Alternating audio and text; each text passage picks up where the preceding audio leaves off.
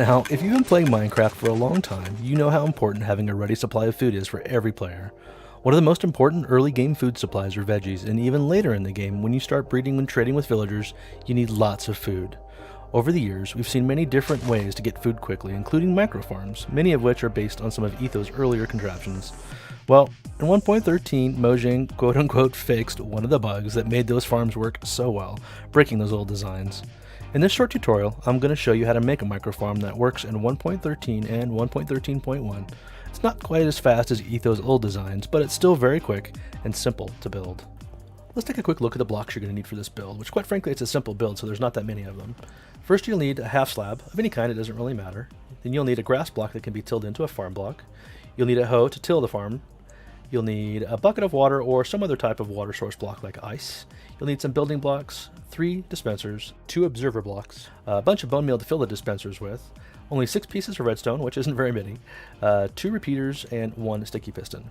Alternatively, you can also include a chest and 3 hoppers to collect all the goods that fall from your farm. As far as how this farm works, it works for beetroot, it works for wheat, potatoes, and carrots all equally well. Now that we've seen all the blocks, let's go ahead and get to building it. Let's start with our water right here, and then we'll need a piece of grass right there in the middle that we can till. Then we'll need 3 dispensers, 1, 2, and 3, and then we'll need an observer block with the face pointing towards the farmland. Let's do some redstone now with this corner, and then 1, 2, 3 here. Now we need 2 repeaters pointing into those dispensers, and then an observer block pointing face down, and some redstone on top of that. And then we need a sticky piston against that. And now we need a slab, so we can put that in front of the sticky piston on top of the observer. Now let's get a little bit of our bone meal. Let's put at least 3 stacks, say, in each dispenser. You're going to need enough to be able to ensure that as you're spamming your carrots that you have enough in these dispensers. And 3 more there. That should do it. Now let's get some vegetables and try this thing out.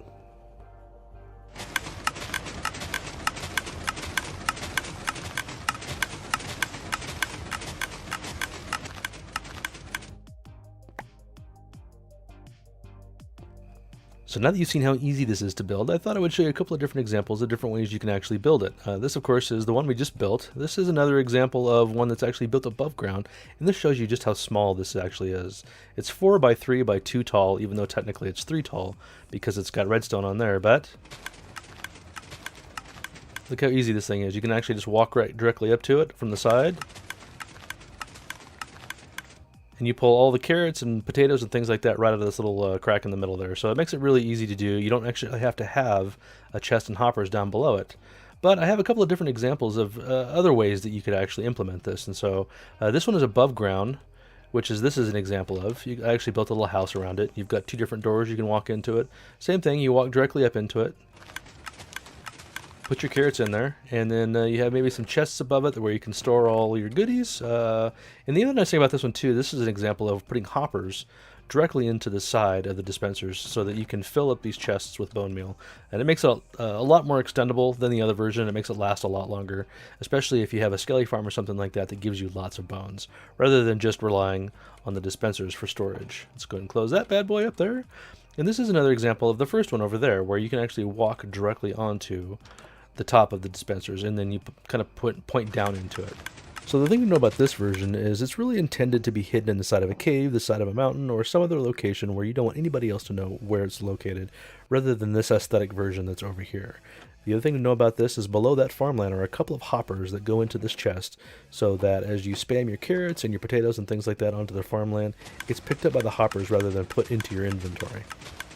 So thank you very much for watching. I hope you guys will get a lot of use out of this little micro farm. I know I'm going to get a lot of use out of it, and if this has proved useful to you, please leave a like, maybe even subscribe. I would really appreciate it, and we will see you guys in the next tutorial. Thanks again. Bye-bye.